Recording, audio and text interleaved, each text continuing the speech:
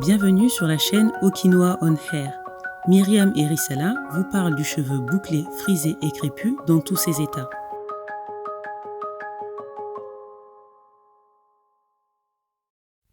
Salut à tous, j'espère que vous allez bien. On se retrouve aujourd'hui sur Okinawa On Hair pour vous parler d'une nouvelle rubrique qu'on souhaite lancer et qu'on intitulerait Nous ne sommes pas les marques. Alors petit à petit, on l'enrichira pour qu'on puisse partager avec vous notre point de vue sur le sujet. Donc pourquoi on intitule cette rubrique Nous ne sommes pas les marques ? Simplement parce qu'on s'est rendu compte, suite à une petite polémique qui avait eu lieu en 2016, il me semble, concernant la marque She Moisture, qui est une marque de cosmétiques capillaires afro. C'est une marque américaine. Et en 2016, ils avaient décidé d'ouvrir... c'est une marque qui était vraiment dédiée à l'entretien des cheveux crépus, qui avait vraiment des campagnes publicitaires, et les personnes à qui elle s'adressait, c'était vraiment pour les cheveux crépus. Et en fait, en 2016, la marque a décidé en fait de proposer aussi des produits pour les cheveux pas très bouclés, plus ondulés, très, très légèrement bouclés ou ondulés. Et du coup, beaucoup de consommatrices qui avaient consommé la marque durant plusieurs années auparavant ont senti par cette décision, ont senti, l'ont pris comme une insulte en fait. Et il y a eu beaucoup de vidéos ou de messages dans ce sens-là, dans le sens qu'il fallait boycotter la marque, etc. Et en fait, sur le blog d'Okinawa, on s'était intéressé au sujet, mais dans le sens où fallait-il vraiment boycotter la marque ? Et bref, on avait fait un article, etc. dessus que je vous laisserai découvrir.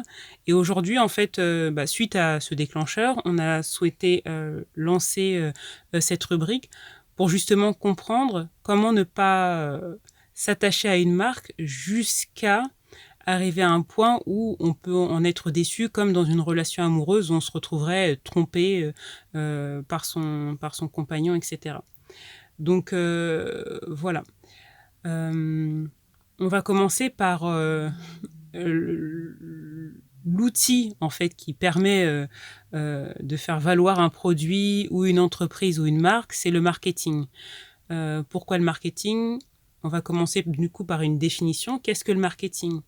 Donc le marketing, c'est l'analyse des besoins des consommateurs et l'ensemble des moyens et des actions utilisées par les entreprises pour influencer les comportements des consommateurs. Donc le marketing va permettre d'avoir un certain discours, de mettre en avant un produit, de l'embellir, tout ce qui sera artifice autour du produit. Donc ça n'a rien à voir avec le fond même du produit et ses qualités, les qualités du produit, mais tout ce qui permettra de le mettre en avant. Et c'est aussi le marketing qui va faire naître en nous, qui va nous faire ressentir des besoins. Donc pour y arriver, une entreprise qui utilise le marketing va parler notre langage tout simplement. Donc si on s'intéresse au marché des cosmétiques capillaires, on a vu que depuis une dizaine d'années, toutes les personnes, une large majorité de personnes portant les cheveux crépus a décidé de faire un retour au naturel, de prendre soin de leurs cheveux d'une manière plus naturelle, etc., de vraiment respecter sa texture de cheveux propres, etc. Et donc face à ce nouvel engouement, ces personnes ont voulu bien sûr des produits qui pourraient les aider à prendre soin de leurs cheveux, et aussi des outils qui permettraient de les aider à coiffer ce type de cheveux. Et là, en priorité, on a eu des entreprises qui étaient déjà leaders et bien installées sur le marché des cosmétiques afro, qui ont proposé des gammes de produits justement dédiés à répondre à ces besoins. Et il y a même eu des nouvelles marques, des nouvelles entreprises qui se sont créées, parce que il faut savoir que de base, le marché de tout ce qui est produits ethniques afro est, est gigantesque. Et cet engouement, ce microcosme d'engouement pour le retour à l'entretien des cheveux naturels est grandissant. Et derrière ça, du coup, bah, ça veut dire beaucoup d'argent potentiellement pour ces entreprises. Donc voilà, donc il y avait un problème, il y avait une demande, l'entreprise y a répondu, Et le fait d'avoir eu une réponse qui allait dans le sens de la demande, souvent on a eu des personnes qui ont été très satisfaites. Donc en se disant enfin, les entreprises proposent des produits, intitulent des produits, font des pubs avec des personnes qui nous ressemblent, qui ressemblent à des personnes qu'on a toujours mis à l'écart, surtout dans le marché des cosmétiques. Enfin, moi, en étant plus petite, en allant dans les supermarchés, pour moi, j'avais pas de produits pour moi. Il fallait aller dans des boutiques spécialisées, des boutiques exotiques, pour que je puisse trouver des produits qui me correspondent. Donc, face à cette satisfaction, il faut savoir qu'à ce moment-là, l'entreprise remplit un besoin fondamental de l'humain, qui est le besoin de satisfaction, de reconnaissance. On m'a reconnu. Et je trouve que lorsqu'on a cette satisfaction, souvent on a tendance à baisser notre garde. J'appelle ça baisser notre garde parce que du coup, on fait plus facilement confiance parce que j'ai demandé quelque chose et on a répondu correctement à ma demande. Du coup, voilà, ma garde est baissée. Et les autres suggestions qui seront faites par cette marque ou cette entreprise me toucheront plus facilement. Et du coup, les gens deviennent fidèles fidèles à la marque, se fient à la marque, recommandent cette marque autour d'eux, et jusqu'à en oublier en fait leurs besoins de base. Pourquoi en fait s'était-il adressé à cette marque? Et c'est là où j'essaye de faire la lumière, c'est sur le fait qu'il faudrait se faire confiance à soi, être toujours fidèle à soi-même, se comprendre, s'écouter, et pour pouvoir se déplacer sur le marché de l'offre en étant toujours très agile. J'ai une anecdote qui pourrait vous aider à comprendre là où je souhaite en venir.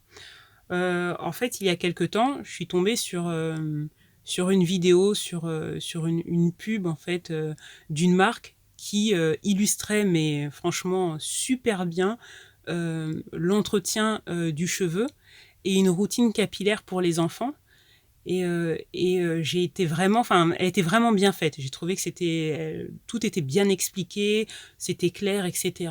C'était en plus dans la pub, ce ne sont pas des professionnels qui parlent, mais on va dire des gens lambda. C'est une maman et sa fille qui parlent de leur routine, etc.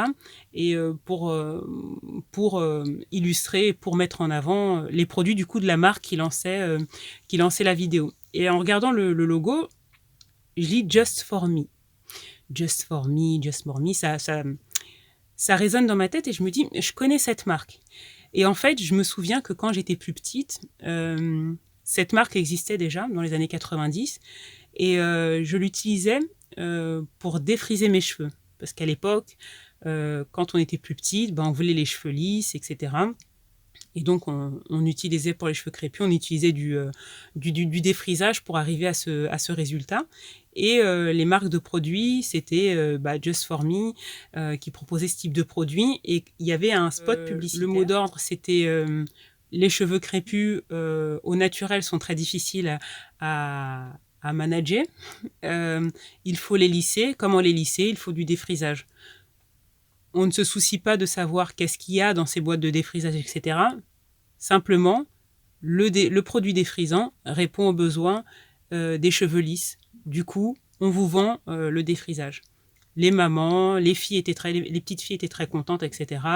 Elles avaient leurs cheveux lisses, etc. Et du coup, quand je tombe là récemment sur ce nouveau spot publicitaire qui vante l'entretien facile et ludique de l'entretien des cheveux crépus au naturel, je me dis « Ah waouh !» Il y a quelques années, ils étaient sûrs d'eux avec des produits défrisants qui répondaient à un besoin qui devait être fondamental, avoir les cheveux lisses. Et aujourd'hui, ah non, en fait, on pouvait prendre soin des cheveux naturels, machin et tout. Et pourquoi ces différences-là? De mon point de vue, il y avait une tendance à l'époque, l'entreprise s'y adaptait. Il y a une nouvelle tendance aujourd'hui, l'entreprise s'y adapte. Si demain, on revient à une envie de cheveux lisses, etc., l'entreprise reproposera des produits lisses. Le fond des choses, c'est que est-ce que les produits qu'ils proposent, parce qu'en fin de compte, les tendances, on a le droit de vouloir ce qu'on veut, soit les cheveux crépus, naturels, soit les cheveux lisses, soit les cheveux bouclés, pas de problème. Le sujet, c'est, dans le fond, est-ce que ces produits sont vraiment formulés pour le bien du consommateur, de l'utilisateur? Est-ce que les ingrédients sont bons? Est-ce que tout est sécurisé pour être sûr d'utiliser un produit qui ne nous causera pas de problèmes de santé, qui ne nous fera pas de mal?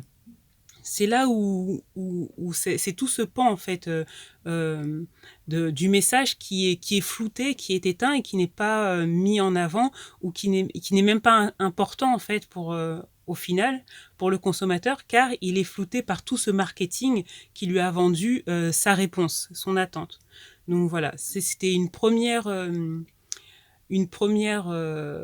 entrée en matière sur le sujet du marketing, sur ce que le marketing pouvait créer autour d'un produit et sur le fait qu'il ne faut pas, de mon point de vue, s'attacher à une marque ou à quoi que ce soit simplement sur des mots et comprendre en fait pourquoi on s'approche d'une entreprise, on utilise ses produits. Je précise que je ne pense pas que le marketing soit un mauvais outil, mais que c'est plutôt la manière de l'utiliser qui peut être néfaste. Soyez l'actrice de votre aventure capillaire. À bientôt sur la chaîne Okinoa On Hair.